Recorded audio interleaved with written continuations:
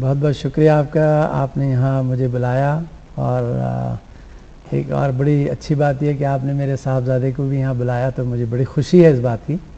اور میں پاکستان ٹیلی ویژن کا اور اس پروگرام کی پروڈیوسر عفیفہ صوفیہ الحسینی صاحبہ کا اور آپ کا اور اس حیال الفلاح کی تمام ٹیم کا میں شکریہ ادا کرتا ہوں. بہت شکریہ. اچھا حسان، سب سے پہلے یہ بتائیے کہ آج ناظرین آپ کو دیکھ رہے ہیں اور ماشاءاللہ والد صاحب کے ساتھ بیٹھ کر آپ کو کیسا محسوس ہو رہا ہے؟ انہیں تو بہت خوشی ہو رہی ہے، آپ کو کیسا لگ رہا ہے؟ بہت زیادہ خوشی ہو رہی ہے. یہ ایک لیجنڈ، لیونگ لیجنڈ ہیں والد صاحب.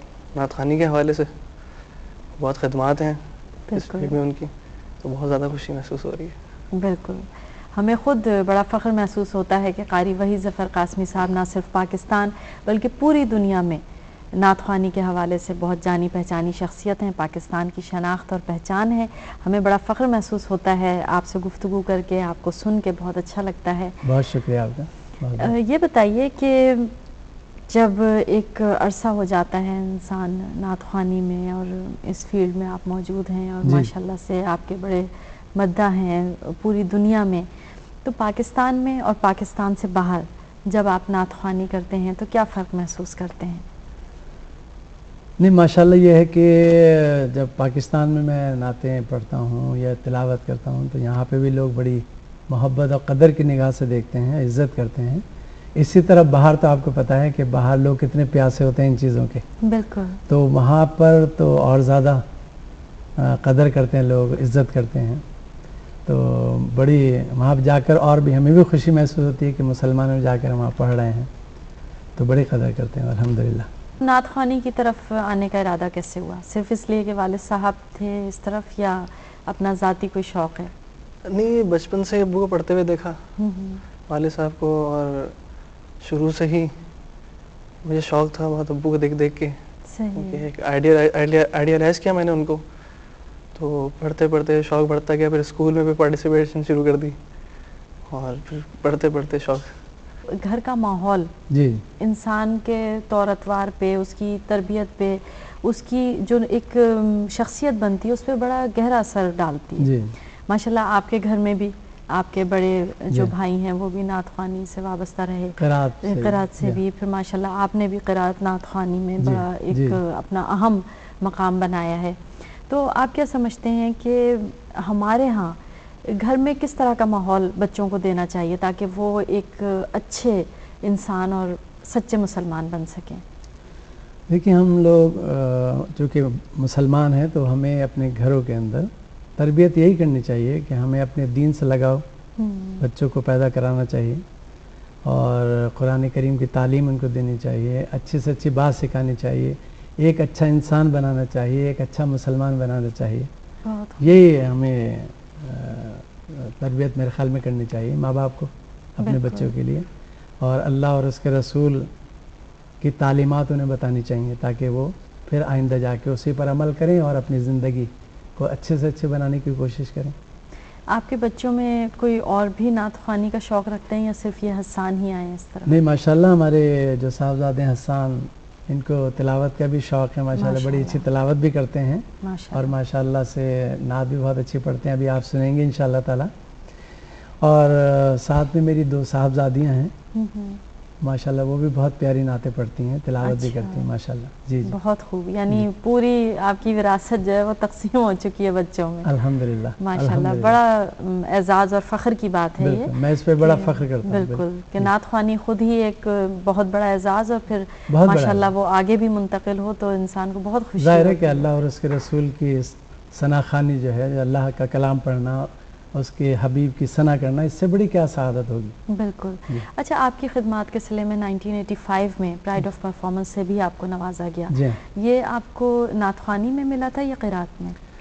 جی الحمدللہ، میری بڑی سعادت کی بات ہے کہ مجھے دونوں میں، تلاوت اور نعت خوانی دونوں شعبوں میں بیک وقت مجھے یہ مجھے ملا ہے الحمدللہ. ماشاءاللہ.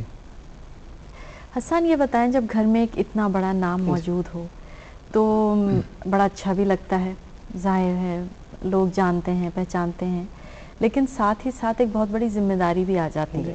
لوگ آپ کو اسی کسوٹی پہ پرکھنا چاہتے ہیں اور آپ کو ابھی سے اس مقام پہ دیکھنا چاہیں گے جہاں قاری صاحب موجود ہیں، جبکہ ظاہر ہے ایک ریاضت اور ایک عمر کی ان کی تمام محنت شامل ہے اور آپ ابھی نو وارد ہیں، تو ظاہر ہے کہ ایک فرق ہوتا ہے، لیکن لوگ آپ کو اسی مقام پہ دیکھنا چاہیں گے.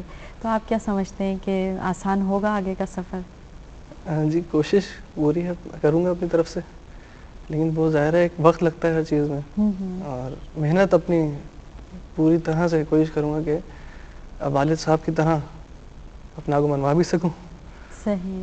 یہ بتائیے کہ جب نعت پڑھتے ہیں تو نعت میں کلام بہت اہمیت کا حامل ہوتا ہے، بہت زیادہ، اور ہمارے ہاں اکثر یہ ہوتا ہے کہ نعت میں عقیدت و محبت میں اس قدر آگے بڑھ جاتے ہیں کہ نعوذ باللہ شرک کا بھی پہلو آ جاتا ہے. آپ نعتوں کے انتخاب کے وقت کن چیزوں کو ملحوظ خاطر رکھتے ہیں؟ میں بالکل صحیح کہا آپ نے، میں ہمیشہ یہ کوشش کرتا ہوں کہ کلام کا انتخاب ایسا ہو جس میں کوئی ایسا شرک کا پہلو نہ ہو.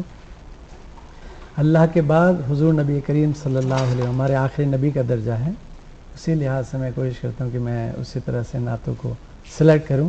کلام کا انتخاب میں کوشش کرتا ہوں اچھے سے اچھا ہو، اور یہ بھی کوشش کرتا ہوں اس میں سہل الفاظوں کے خاص یا عام آدمی بھی ہے وہ بھی سمجھ لے بالکل کہ کیا پڑھا جا رہا ہے اس کے سامنے. اور ان چیزوں کا میں دھیان رکھتا ہوں خاص طور پر کہ کلام کا انتخاب اچھا ہو، اور اس میں کوئی ایسی اشعار میں کوئی ایسی بات نہ ہو کہ جو شرک کے زمرے میں آ جائے.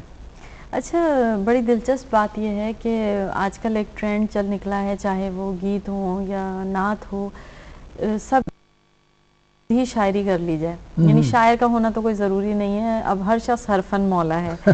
تو نعت خوانی میں بھی ایسا ہی ہوتا ہے کہ لوگ کہتے ہیں ہم خود ہی نعت کہہ لیتے ہیں اور پڑھ لیتے ہیں، چاہے وہ بے بہر ہو، وزن سے خارج ہو. تو آپ نے ایسی کوشش کبھی نہیں کی؟ دیکھیے یہ ہر چیز ہے نا اللہ کی عطا ہے. یہ اگر کوئی شاعر ہے تو یہ جو شعر کہتا ہے وہ بھی اللہ کی طرف سے اس کو عطا ہے. اگر کوئی نعت پڑھتا ہے یہ بھی اللہ کی طرف سے اس کی عطا ہے. بالکل. تو ہر ایک میں تو وہ کوالٹی نہیں ہوتی، تو اللہ تعالیٰ نے ہر ایک کو مختلف کوالٹی سے نوازا ہے. تو بہرحال کہ میں نے آج تک کوئی ایسی نعت نہیں کہی ہے، بلکہ میں نے جو بڑے شاعر حضرات ہیں ان کی نعتوں کو سلیکٹ کیا ہے، لیکن میں نے نعت نہیں کہی آج تک. صحیح.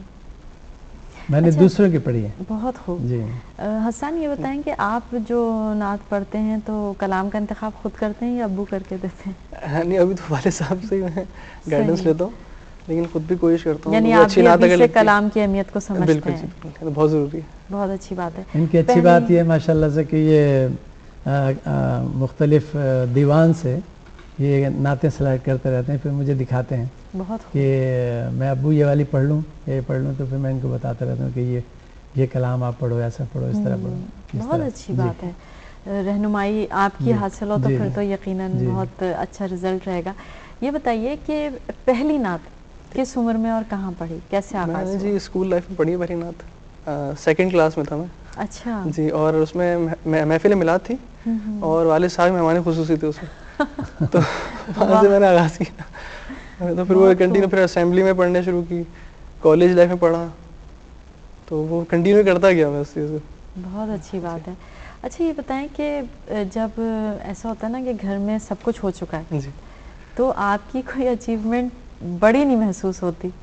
مثلاً آپ کوئی بھی ایوارڈ جیت کے لے آئے، بھائی وہ تو پرائڈ آف پرفارمنس گھر میں آ چکا ہے تو وہ احساس نہیں ہو پاتا. ایسا ہوتا ہے گھر میں یا لوگ اپریشیٹ کرتے ہیں آپ کی کامیابیوں کو؟ نہیں، بہت اپریشیٹ کرتے ہیں. والد صاحب، میری والدہ، بہنیں بہت زیادہ اپریشیٹ کرتے ہیں مجھے. کوئی چھوٹی موٹی اچیومنٹ اگر ہوتی ہے میرے حوالے سے تو بہت زیادہ مجھے اپریشیٹ، اس سے بہت فرق پڑتا ہے. اگر گھر میں اپریسیشن ہو تو میں سمجھتا ہوں بہت فرق پڑتا ہے. بالکل، کانفیڈینس انسان کو آگے لانا، اور اپریشیٹ والدین کو کرنا بھی چاہیے.